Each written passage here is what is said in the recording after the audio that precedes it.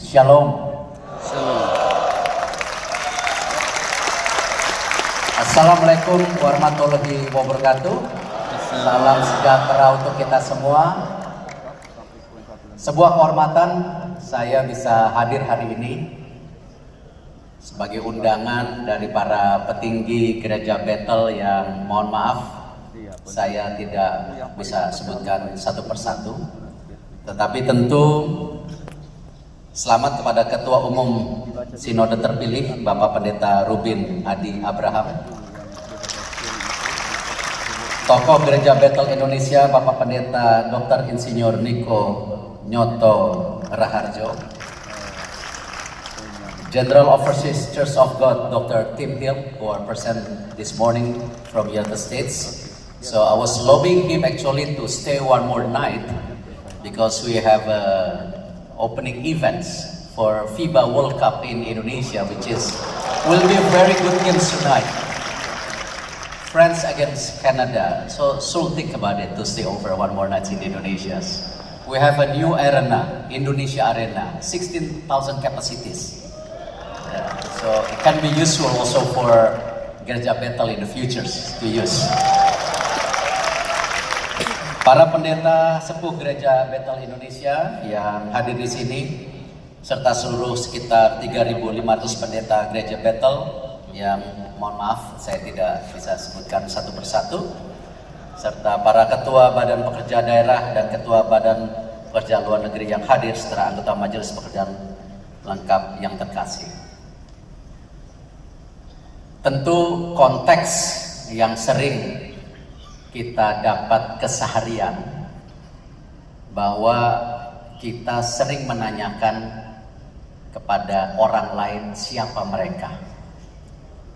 Padahal pertanyaan itu kalau kita tanya kepada diri kita sendiri pun kita sulit kadang-kadang menjawab siapa kita. Saya punya pengalaman pribadi. Saya menikah dengan seorang gadis yang saya cintai, dan ini pasangan yang luar biasa. Tahun ini 25 tahun. Saudari Elizabeth Chandra. Waktu saya menikahi istri saya tahunya orang Betawi campur Jawa Timur. Tetapi yang menarik, ketika istri saya diundang ke Karangasem di Bali, sebuah kerajaan besar tempo dulu, lalu dikasih lihat silsilahnya, rupanya ada turunan sana. Saya sempat bercanda sama istri saya, mungkin karena suaminya menteri kali, saya bilang. Tetapi tidak, di situ jelas bagaimana pada saat zaman dulu rajanya itu diasingkan ke Batavia. Makanya di Jakarta ada namanya Kampung Bali. Lalu berasimilasi pernikahan, ternyata turunannya ke ibu istri saya. Sama seperti saya sendiri. Saya taunya bapak saya orang Lampung, ibu saya dari Jawa Barat, Majalengka. Ketika saya ke makam orang tua saya, makam keluarga besar di Lampung, saya melihat ada satu batu nisan yang tulisannya Datuk Semenggo, artinya dari Bugis. Taunya dari Lampung saya. Coba kalau saya tanyakan ini ke anak saya, Anda siapa? Pasti jawabannya, ya Indonesia. Itulah Indonesia. Indonesia yang sudah dianugerahkan Tuhan, mempunyai lebih dari 17.000 pulau, lebih dari 1.000 suku, lebih dari 700 bahasa. Itu anugerah yang luar biasa. Bahkan sejak tahun 1928, para pemuda Indonesia sudah bicara berbangsa satu, bertanah air satu, dan bahasa persatuan. Artinya apa? Pancasila NKRI sebagai dasar negara kita adalah konteks yang tidak perlu diperdebatkan, dipertanyakan lagi.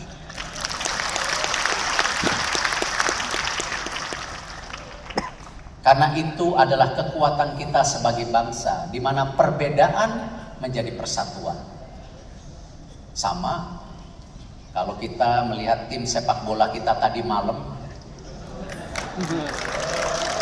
ya, yang menggolkan kita tidak pernah tanya ini dari suku apa.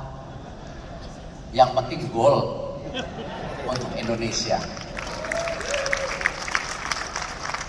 Nah, tentu konteks ini juga hari ini menjadi sesuatu yang valid. Ketika dunia hari ini dengan geopolitiknya, saya tidak bilang blok-blokan ya, barat, timur, terserah. Tetapi ketika terjadi blok-blokan secara geopolitik, bahkan ada hal-hal yang memang secara kemanusiaan menjadi sebuah tekanan, yaitu apakah peperangan, apakah penindasan, apapun namanya, konteksnya ini melebar menjadi isu-isu kehidupan sosial, tidak hanya di negara tersebut, tetapi di seluruh dunia. Masyarakat di seluruh dunia harus membayar yang namanya harga pangan, harga energi yang jauh lebih mahal dari sebelumnya. Saya melihat di Jerman kemarin ada kunjungan bilateral Presiden Jokowi ketemu kanselir di Jerman. Harga kopi yang tadinya berapa sen jadi berapa sen. Itu terjadi. Nah, inilah hal-hal yang saya rasa kita harus bersyukur sebagai bangsa. Karena sejak lahirnya Indonesia, founding father kita menekankan kita adalah negara perdamaian. Negara yang menghormati kemerdekaan semua bangsa. Karena itu posisi Indonesia adalah negara non-blok. Negara yang terbuka bekerja sama dengan siapapun.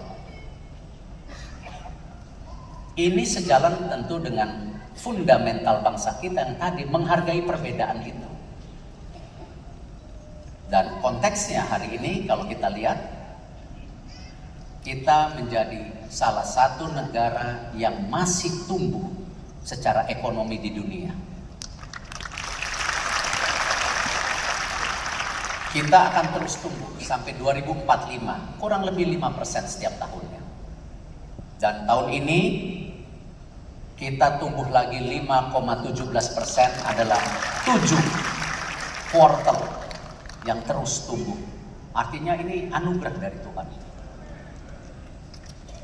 Inflasi pun kita tekan, ya 3%. Tidak banyak negara. Kemarin saya baru balik dari Manila.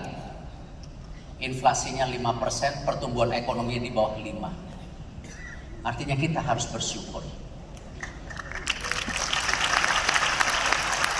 Dan kita harus mengingatkan bahwa suksesnya kita menangani COVID itu karena apa? Karena kita berkolaborasi dan kita peduli. Kita berkolaborasi dan kita peduli. Jadi tentu saya berharap hari ini Gereja Bethel Indonesia yang dimana di sini ada para pimpinan, saya berharap dengan segala kerendahan hati saya, ayo menjadi bagian yang terus merajut Indonesia. Merajut Indonesia tidak melihat perbedaannya, tetapi perbedaan menjadi sebuah kekuatan kita bersama. Saya kembali mengucapkan terima kasih atas kesempatan undangan ini, dan saya izin harus berterima kasih juga takut kualat. Dengan senior saya Pendeta Gilbert yang undang mana? Nah, ini senior saya di SMA 3 dulu. Ya. Sama-sama suka basket. Jadi terima kasih Pendeta Gilbert yang kemarin juga sama-sama saya dengan Gus Miftah bikin acara di BUMN, bagaimana menyadarkan insan-insan BUMN mereka itu bekerja buat negara dan bangsa. Ya. Programnya kita harus terusin itu. Kembali lagi terima kasih atas semua tokoh-tokoh yang hadir, yang mohon maaf saya tidak bisa sebutkan satu persatu. Wassalamualaikum warahmatullahi wabarakatuh. Salam sehati.